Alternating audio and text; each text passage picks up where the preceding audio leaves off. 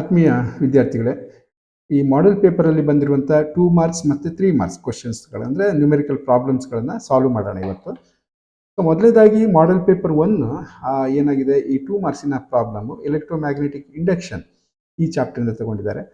ಅಲ್ಲಿ ಕ್ವಶನ್ ಏನಿದೆ ಅಂದರೆ, calculate the magnetic energy stored in a coil of self inductance 0.05 henry carrying a current of 0.2 ampere ಅಂತೇಳಿ. 2 marks ಅಂದರೆ ಒಂದು formula, ಇನ್ನೊಂದು ರಿಸಲ್ಟ್, ಈ ರೀತಿ ಇರುತ್ತೆ.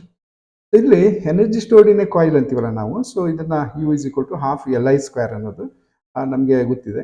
ಇದರಲ್ಲಿ ಎಲ್ ಅನ್ನೋದು ಕೊಟ್ಟಿದ್ದಾರೆ ನೋಡಿ, ಇಂಡಕ್ಟನ್ಸ್ ಅಂತ ಹೇಳ್ತಾರೆ, ಸೆಲ್ಫ್ ಇಂಡಕ್ಟನ್ಸ್ ಅಂತ 0.05 ಹೆನ್ರಿ ಅಂತ ಹೇಳ್ತಾರೆ, ಕರೆಂಟ್ ಅನ್ನ 0.2 ಆಂಪಿಯರ್. ಸೊ ಇದನ್ನ ತಂದು ಸಬ್ಸ್ಟಿಟ್ಯೂಟ್ ಮಾಡಿದ್ರೆ ಆಯ್ತು. ಸಬ್ಸ್ಟಿಟ್ಯೂಟ್ ಮಾಡಿ ಅದನ್ನು ಸಿಂಪ್ಲಿಫೈ ಮಾಡಿದರೆ ನಮಗೆ ಆನ್ಸರ್ ಬರುತ್ತೆ 0.001 ಜೌಲ್ ಅಂತ. ಆದಷ್ಟು ಯೂನಿಟ್ ಅನ್ನ ಇದ್ರೆ ಇರುವಂತಹ ಒಂದು ಪ್ರಾಬ್ಲಮ್ಗಳಿಗೆ ಯೂನಿಟ್ ಅನ್ನ ಬರೀರಿ, ಇದು ಆನ್ಸರ್. ಇನ್ನು ನಿಮ್ಮ ಅಂತ ಅಕ್ಯುರೇಸಿ ನಿಮ್ಗೆ ಅಕ್ಯುರೇಟ್ ಆಗಿ ಗೊತ್ತಿದ್ರೆ ಮಾತ್ರ ಇದನ್ನ ಮುಂದೆ 10⁻³ ಅವೆಲ್ಲ ಮಾಡಕ್ ಹೋಗಿ, ಇಲ್ದಿದ್ರೆ ಇದನ್ನು ಹೇಗೆ ಬಂತು ನಿಮ್ಮ ಕ್ಯಾಲ್ಕುಲೇಟರ್ ಅಲ್ಲಿ ಅಲ್ಲಿಗೆ ಅದನ್ನು ನಿಲ್ಲಿಸ್ಬಿಡಿ. ಓಕೆ, ಸೊ ಇದು ಆನ್ಸರ್. ಇದಕ್ಕೆ ಆನ್ಸರ್ಗೆ 1 ಮಾರ್ಕ್ಸ್, ಮತ್ತೆ ಈ ಫಾರ್ಮುಲಾ ಯೂಸ್ ಮಾಡಿದ್ರಿ ಅದಕ್ಕೊಂದು ಮಾರ್ಕ್ಸ್ ಇರುತ್ತೆ. ಸೊ 2 ಮಾರ್ಕ್ಸ್ಗೆ ಬರುತ್ತೆ. ಇದೇ ಮಾಡೆಲ್ ಪೇಪರ್ 1 ನಲ್ಲಿ 3 ಮಾರ್ಕ್ಸಿನ ಒಂದು ಪ್ರಾಬ್ಲಮ್ ಅನ್ನ ಕೇಳ್ತಾರೆ. ಸೊ ಇಲ್ಲಿ ಏನ್ ಮಾಡ್ತಾರೆ ಇವರು, moving charges and magnetism chapter ಹೋಗಿದ್ದಾರೆ. ಇಲ್ಲಿ ಏನಪ್ಪ ನಮಗೆ ಈ ಬ್ಲೂ ಪ್ರಿಂಟ್ ಅನ್ನ ಮಾಡೆಲ್ ಪೇಪರ್ ಅನ್ನ ಇಟ್ಕೊಂಡು ನಾವು ಏನ್ ಗೆಸ್ ಮಾಡ್ಬೋದು ಅಂದ್ರೆ, ನಿಮ್ಗೆ 2 ಮಾರ್ಕ್ಸ್ 3 ಮಾರ್ಕ್ಸಿನ ಪ್ರಾಬ್ಲಮ್ಸ್ ಈ ಚಾಪ್ಟರ್ ಮೇಲೆ ಕೇಳಬೇಕು ಅಂದ್ರೆ ಕೇಳ್ತೀವಿ ಅಂತ ಅವ್ರೇನು ಅಧಿಕೃತವಾಗಿ ನಿಮ್ಗೆ ಎಲ್ಲೂ ಹೇಳದೇ ಇದ್ರು ಕೂಡ ಕೇಳ್ತಾರೆ ಅನ್ನೋ ನಂಬಿಕೆಯನ್ನ ಇಟ್ಕೊಂಡು ನಾವು ಸ್ಟಡಿ ಮಾಡ್ಬೋದು. Moving charges and magnetism chapter ಮೇಲೆ ಕೇಳ್ತಾ ಇದ್ದಾರೆ. In a chamber A uniform magnetic field of 6.5 × 10⁻⁴ Tesla is maintained. An electron is shot into the field with a speed of 4.8 × 10⁶ meter per second, normal to the field. Determine the radius of the circular orbit. Given charge E ಕೊಟ್ಟಿದ್ದಾರೆ, ಮತ್ತೆ mass of the electron ಕೊಟ್ಟಿದ್ದಾರೆ. ಇಲ್ಲಿ ಏನು ಕೇಳಿದ್ರೆ, ಎಕ್ಸ್ಪ್ರೆಷನ್ಸ್ಗಳು ನಿಮ್ಗೆ ನೆನಪಾದ್ರೆ ಏನು ಕೇಳಿದರೆ, ಅಲ್ಲಿ ಎಲೆಕ್ಟ್ರಾನ್ ಎಂಟರ್ ಆಗುತ್ತೆ ಅಂದರೆ perpendicular normal to the field ಅಂತ ಡಿಟರ್ಮೈನ್ ದ ರೇಡಿಯಸ್ನ ಎಕ್ಸ್ಪ್ರೆಷನ್ ನೆನಪಾದ್ರೆ ಭಾಳ ಈಸಿ ಆಗಿಬಿಡುತ್ತೆ. ಸೊ ಅದಕ್ಕೆ radius of the circular orbit ಅನ್ನ ನಾವು R is equal to mu/qb. ಇದೇನು ದೊಡ್ಡ ಡೆರಿವೇಶನ್ ಅಲ್ಲ, ಬಟ್ ನಾವು ಸೆಂಟ್ರಿಪಿಟಲ್ ಫೋರ್ಸ್ ಅನ್ನ ಬ್ಯಾಲೆನ್ಸ್ ಮಾಡಿಕೊಂಡು ನಾವಲ್ಲಿ ಮಾಡ್ತೀವಿ. R is equal to mv/qb. M ಅನ್ನೋದು ಮಾಸ್, ವಿ ಅನ್ನೋದು ಸ್ಪೀಡು, ಕ್ಯೂ ಅನ್ನೋದು ಚಾರ್ಜ್, ಬಿ ಅನ್ನೋದು ಮ್ಯಾಗ್ನೆಟಿಕ್ ಫೀಲ್ಡ್ ಎಲ್ಲ ಕೊಟ್ಟಿದ್ದಾರೆ ನೋಡಿ. ಸಬ್ಸ್ಟಿಟ್ಯೂಷನ್ಗೆಲ್ಲ ಮಾರ್ಕ್ಸ್ ಕೊಡಲ್ಲ. So M is equal to ಬಂತು 9.1 × 10⁻31. ಹಾಗೆಯೇ ಸ್ಪೀಡನ್ನು ಕೊಟ್ಟಿದ್ದಾರೆ. ಹಾಗೆಯೇ ಕ್ಯೂ ಅಂದರೆ ಚಾರ್ಜ್ ಅನ್ನು ಕೊಟ್ಟಿದ್ದಾರೆ. ಕ್ಯೂ ಇರೋ ಜಾಗದಲ್ಲಿ ಇಲೆಕ್ಟ್ರಾನ್ ಅಂತ ಹೇಳಿದ್ರೆ ಇಲೆಕ್ಟ್ರಾನ್ ಚಾರ್ಜ್ ಇಲ್ಲಿ. ಹಾಗಾಗಿ ನಾವು ಅದನ್ನು ಪ್ಲಸ್ ಮೈನಸ್ ಬಗ್ಗೆ ವರಿ ಮಾಡಬೇಡಿ, ಡೈರೆಕ್ಷನ್ ಚೇಂಜ್ ಆಗುತ್ತೆ ಅಷ್ಟೇ, clockwise anticlockwise ಆ ರೀತಿ. ಸೊ ಮ್ಯಾಗ್ನೆಟಿಕ್ ಫೀಲ್ಡ್ ಇವೆಲ್ಲ ಕೊಟ್ಟಿದ್ದಾರೆ. ಸಬ್ಸ್ಟಿಟ್ಯೂಟ್ ಮಾಡಿದ್ರೆ ಸಿಂಪ್ಲಿಫೈ ಮಾಡಿ ಒಂದು ಕ್ಯಾಲ್ಕುಲೇಟರಲ್ಲಿ ನ್ಯೂಮರೇಟರನ್ನು ಸಪ್ರೇಟ್ ಆಗಿ ಮಾಡ್ಕೊಳ್ಳಿ, ನೀವು ಡಿನಾಮಿನೇಟರ್ನ ಸಪ್ರೇಟ್ ಮಾಡಿ. ತುಂಬ ಓವರ್ ಕಾನ್ಫಿಡೆನ್ಸಲ್ಲಿ ಮೂವ್ ಆಗಬೇಡಿ, ಸ್ಲೋ ಆಗಿ ಹೋಗಿ. ಸೊ ಫೈನಲಿ ನಿಮಗೆ ಎಕ್ಸ್ಪೋನೆಂಟ್ಸ್ ಏನು ಪವರ್ಸ್ ಬರುತ್ತೆ, ಅದರ ರೂಲ್ಸ್ ಗೊತ್ತಿದೆ ಅನ್ಕೋತೀನಿ. ಅಲ್ಲೂ ಕೂಡ ಕ್ಯಾಲ್ಕುಲೇಟರನ್ನು ಯೂಸ್ ಮಾಡ್ಬೋದು, ಕರೆಕ್ಟಾಗಿ ಮಾಡಿ. ಸೊ ಎಲ್ಲೂ ಅರ್ಜೆಂಟಿಗೆ ಅದನ್ನು ಮಾಡ್ಲಿಕ್ಕೆ ಹೋಗಬೇಡಿ. ಸೊ ಆನ್ಸರ್ ಏನು ಬರುತ್ತೆ, 4.2 × 10⁻² ಮೀಟರ್. ಸೊ ಇಲ್ಲಿಗೆ ಒಂದು ಮಾಡೆಲ್ ಪೇಪರಿನ 2 ಪ್ರಾಬ್ಲಮ್ಸ್ಗಳನ್ನ ನಾವು ಸಾಲ್ವ್ ಮಾಡ್ಕೊಂಡು ಯಾವ್ಯಾವ ಚಾಪ್ಟರ್ ಅಂತ ಗೊತ್ತಾಯ್ತು ನಮಗೆ. ಓಕೆ, ಸೊ ಮಾಡೆಲ್ ಪೇಪರ್ 2ಗೆ ಹೋದರೆ ವಾಪಸ್ ಅವರು ಏನು ಮಾಡಿದ್ದಾರೆ, 2 ಮಾರ್ಕ್ಸ್ ಇಂದ ಮೂವಿಂಗ್ ಚಾರ್ಜಸ್ ಆ್ಯಂಡ್ ಮ್ಯಾಗ್ನೆಟಿಸಮ್ ಇಂದ ತಗೊಂಡಿದ್ದಾರೆ. ಇಲ್ಲಿ ಏನು ಮಾಡಿದ್ದಾರೆ ಕೇಳಿದ್ರೆ, current loop of magnetic dipole movement 10 Ampere/m² is freely suspended in the uniform magnetic field of 5 × 10⁻³ Tesla and its plane is present in the direction of magnetic field. Calculate the torque that acts on the current loop. Torque ಬಗ್ಗೆ ಕೇಳಿದ್ದಾರೆ. So ಇದು 2 ಮಾರ್ಕ್ಸಿಗೆ ಅಲ್ವಾ, ಹಾಗಾಗಿ ಒಂದು ಟಾರ್ಕಿನ expression tau is equal to m×b vector ಫಾರ್ಮಲ್ಲಿ. But ಅದರ ಮ್ಯಾಗ್ನಿಟ್ಯೂಡ್ ಬರೆದ್ರೆ mb/θ, ಯಾವ್ದಾದ್ರು ಒಂದು ಬರೀರಿ ನೀವು. ಟೋ ಇಸ್ ಈಕ್ವಲ್ ಟು mb/θ ಅಂತ ಬರೆದ್ರೆ ಸಾಕಾಗತ್ತಿಲ್ಲ, 2 ಬರೆದ್ರೆ ಪ್ರಾಬ್ಲಮ್ ಇಲ್ಲ, ಒಂದು ಅಕ್ಷರದಲ್ಲಿ ಏನಾಗೋದಿದೆ. ಸೊ 2 ಮಾರ್ಕ್ಸ್ ಅಂದ್ಕೊಂಡು ನಾವು ಆ ರೀತಿ ಏನು ಮಾಡೋಕತ್ತಿಲ್ಲ. ಮಾರ್ಕ್ಸ್ ಕೊಡುವಷ್ಟು ಕೊಡಲಿ, ಅವ್ರು ಕೊಡುವಷ್ಟು ಇಂತ ಜಾಸ್ತಿ ಏನು ಕೊಡಲ್ಲ. ಬಟ್ ನಮಗೆ ಗೊತ್ತಿರೋದನ್ನು ಬರೆಯೋಣ, ಯಾಕೆಂದರೆ ಎಕ್ಸಾಮನ್ನು ಒಂದ್ಸರಿ ಬರಿತಾ ಇದ್ದೀವಿ ಅನ್ಕೊಳ್ಳೋಣ. ಓಕೆ, ಸೊ ಇಲ್ಲಿ M and B R perpendicular ಅಂತ ಹೇಳ್ತಾರೆ ಅವರು. ಹಾಗೆ θ 90 ಡಿಗ್ರಿ, ಸೈನ್ 90 ಅಂದರೆ 1 ಆಯಿತು. ಈಗ ಸೈನ್ θ ಅದರಿಂದ ಹೊರಟೋಯ್ತು, 1 ಆಯಿತು. ಸೊ ಉಳಿಯೋದೇನು ಅಂದರೆ m×v.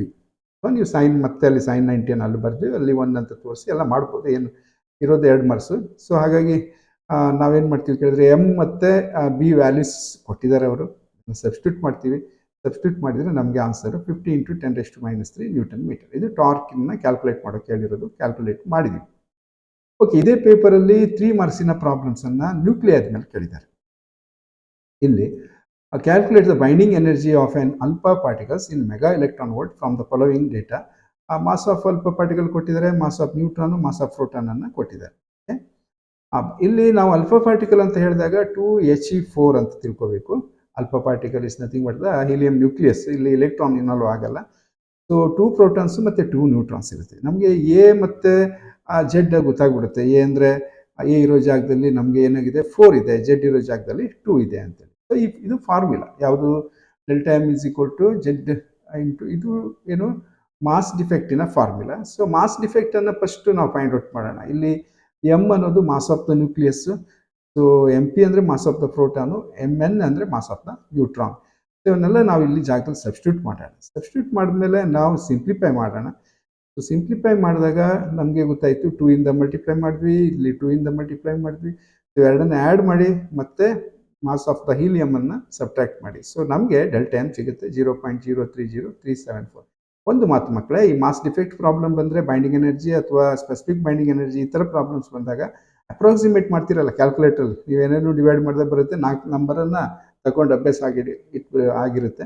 ಹಾಗಂತ ಇಲ್ಲಿ ಯಾವುದೇ ಕಾರಣಕ್ಕೂ ಒಂದು ಯಾವುದೇ ನಂಬರ್ಸನ್ನು ಅಪ್ರಾಕ್ಸಿಮೇಟ್ ಮಾಡಿಕೊಂಡು ಅದನ್ನು ನಿಗ್ಲೆಕ್ಟ್ ಮಾಡೋದು, ಡ್ರಾಪ್ ಮಾಡೋದು ಮಾಡಬಾರ್ದು.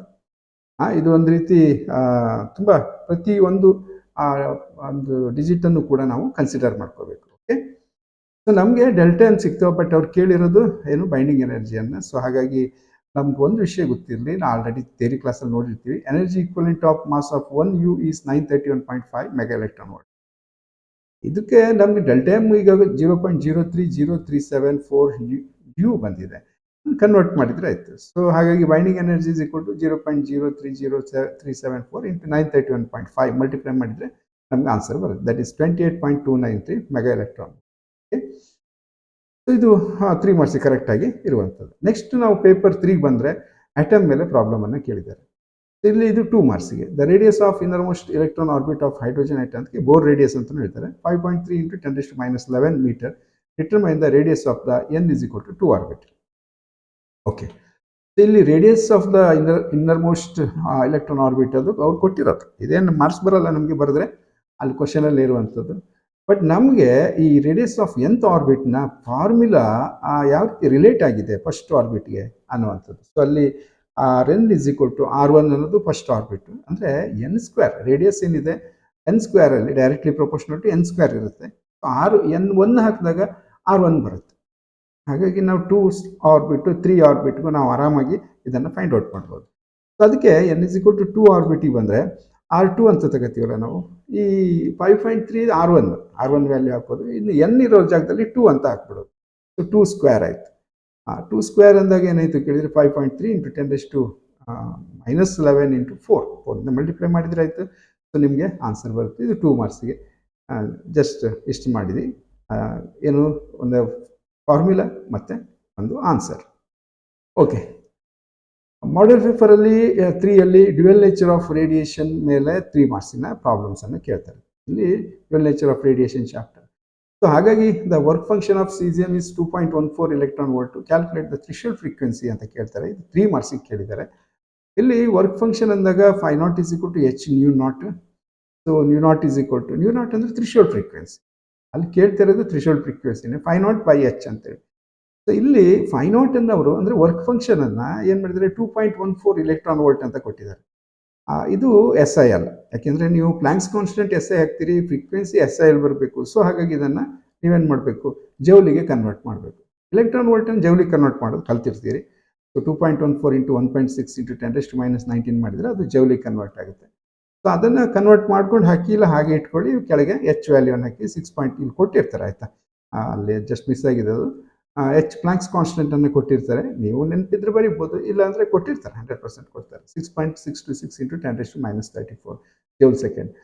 ಸೊ ಈಗ ಏನಾಯಿತು ಕೇಳಿದರೆ, ಈ ಸಿಂಪ್ಲಿಫೈ ಮಾಡಿ ಇದನ್ನು ಮತ್ತೆ ಡಿವೈಡ್ ಮಾಡಿ, ಸೊ ನಿಮಗೆ ಆನ್ಸರು 0.516 ಇಂಟು 10⁻15 ಹರ್ಜ್ ಅಂತ ಬರುತ್ತೆ. ಸೊ ಇನ್ನು ಮುಂದೆ ಏನು ಮಾಡುವ ಕೇಳಿದರೆ, ಈ 2 ಮಾರ್ಕ್ಸ್ ಮತ್ತು 3 ಮಾರ್ಕ್ಸಿನ ಪ್ರಾಬ್ಲಮ್ಮು ನಮಗೆ ಫುಲ್ ಗ್ರಾಂಟೆಡ್ ಮಾರ್ಕ್ಸ್, ಎಲ್ಲೂ ಮಾರ್ಕ್ಸ್ ಕಟ್ ಮಾಡೋಕ್ಕಾಗಲ್ಲ.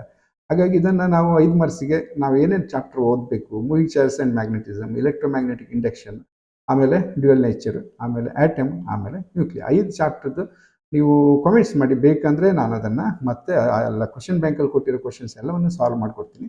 ಸೊ ಅದು ನಿಮಗೆ ಖಂಡಿತ ಎಕ್ಸಾಮ್ವರೆಗೂ ನಾನು ಅಪ್ಡೇಟ್ ಮಾಡ್ತಾನೆ ಇರ್ತೀನಿ, ನಿಮಗೆ ಅದು ಹೆಲ್ಪ್ ಆಗುತ್ತೆ. Okay, so thank you.